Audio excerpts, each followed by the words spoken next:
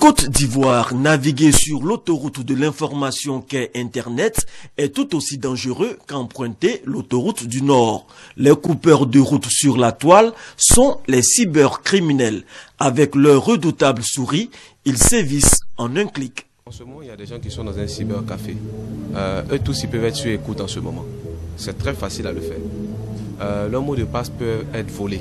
Aujourd'hui, on demande à des personnes d'avoir un site internet sans leur expliquer que si au site internet n'est pas allié la sécurité, vous pouvez avoir de très très grands problèmes parce que des gens peuvent se servir de votre site internet comme un lieu d'infiltration d'autres ordinateurs et comme un lieu aussi d'espionnage.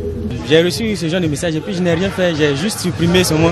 Je n'ai pas essayé de répondre pour leur donner accès à des informations, à certaines informations codées. Il faut éviter d'escroquer les pauvres gens. Quand ces gens arrivent à leur fin, l'argent qu'ils ont, le gain, ne le profite pas en réalité. En réalité, ce gain, ils le déboursent à faire la vie comme on dit. Pour traquer les cybercriminels, d'autres informaticiens, les hackers, ces génies de l'informatique peuvent accéder à n'importe quel système, en découvrir des failles de sécurité et développer des solutions.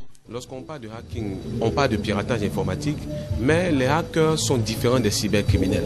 En fait, ce sont des personnes qui ont une très grande connaissance, mais qui n'utilisent pas cette connaissance contre les entreprises, mais plutôt dans le but d'aider les entreprises et les utilisateurs.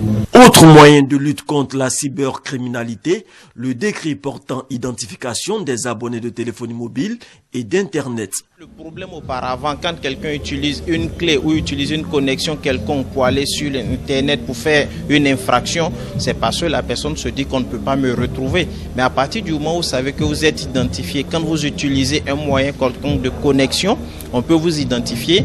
Du coup, vous réfléchissez plus de 2 fois avant de poser cet acte. Dans plusieurs pays du monde, les hackers sont mis à contribution dans la définition des politiques de sécurité et dans la traque des